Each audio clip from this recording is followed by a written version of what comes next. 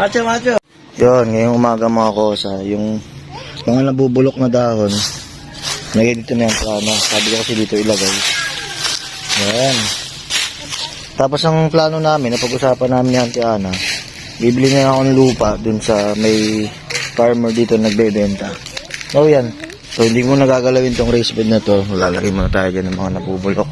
At ito naman, gagalawin din natin to. Yung mga hindi nabistay na lupa, pupuno natin dito. Tapos sunod, lalagyan natin lupa dito na, pwede pagtaniman. Yan dyan. Daddy.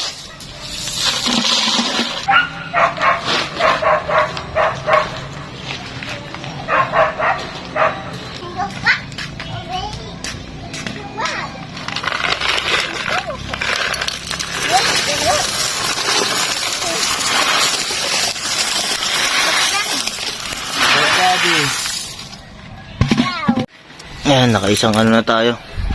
Marami pa to. Paikot yan eh. Help daddy, help daddy.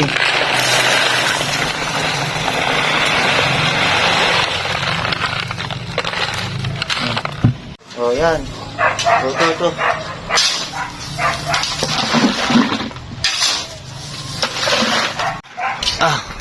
Ano mo, nagbubuhat din siya oh.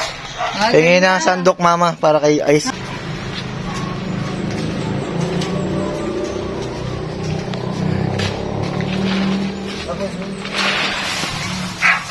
Go. Wow, galing ah. Game. Go, pour it in.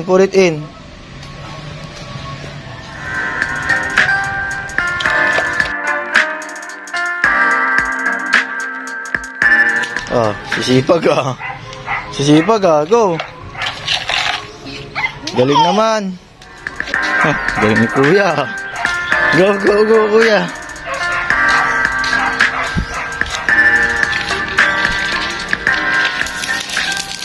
Great job.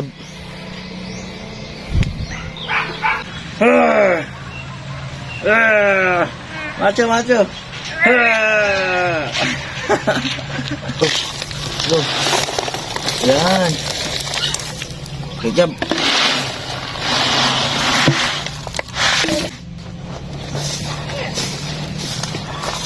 Silo. Lagay.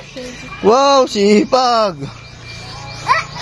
Oh, galing. Pamakit ako ng reaction mo. Wow! Malalalim yan. Galing. Kaya lang nilo ay next dyan. Ang galing guys ah. Tulungan mo si daddy. Galing ah. Kunti na lang yan. Tapos na. May frog na naman oh.